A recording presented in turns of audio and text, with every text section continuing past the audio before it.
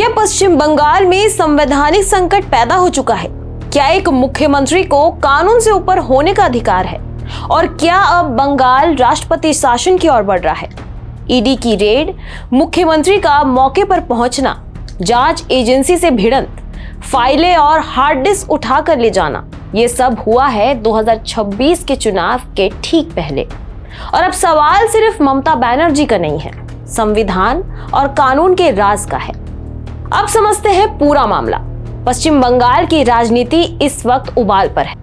8 जनवरी 2026 को प्रवर्तन निर्देशालय यानी ईडी और इनकम टैक्स की टीम ने कोलकाता में आईपैक के दफ्तर और उसके प्रमुख प्रतीक जैन के घर पर छापा मारा।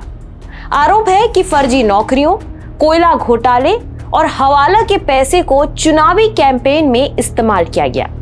लेकिन हैरानी वाली बात तब हुई जब खुद मुख्यमंत्री ममता बनर्जी रेड वाली जगह पर जाके पहुंच गई। ईडी अधिकारियों से बहस, जांच में दखल और फिर जब्त दस्तावेज और हार्ड डिस्क अपने साथ ले जाना, यह पूरा घटनाक्रम कैमरे में कैद हो गया। ममता बनर्जी ने इसे राजनीतिक बदला बताया और सीधे गृह मंत्री अमित शाह पर हमला बोल दिया।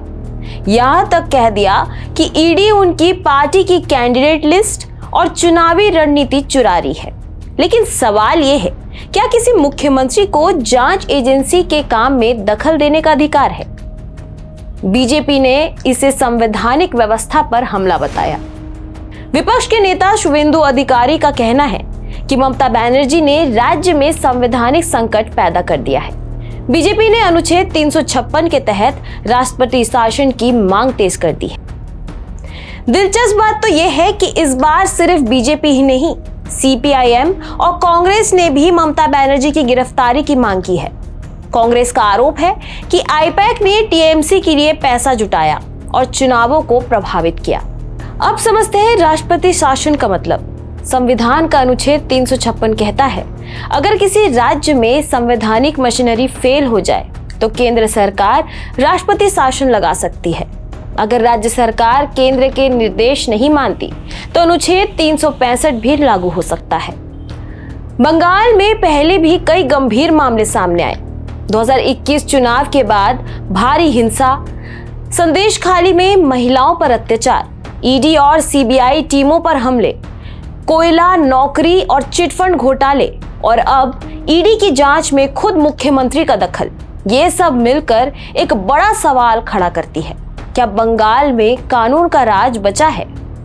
बीजेपी का कहना है कि अगर राष्ट्रपति शासन लगता है तो निष्पक्ष चुनाव होंगे, केंद्र सुरक्षा बल तैनात होंगे, हिंसा पर रोक लगेगी, भ्रष्टाचार पर सीधा प्रहार होगा और जनता को मिलेगा डर के बिना वोट देने का अधिकार।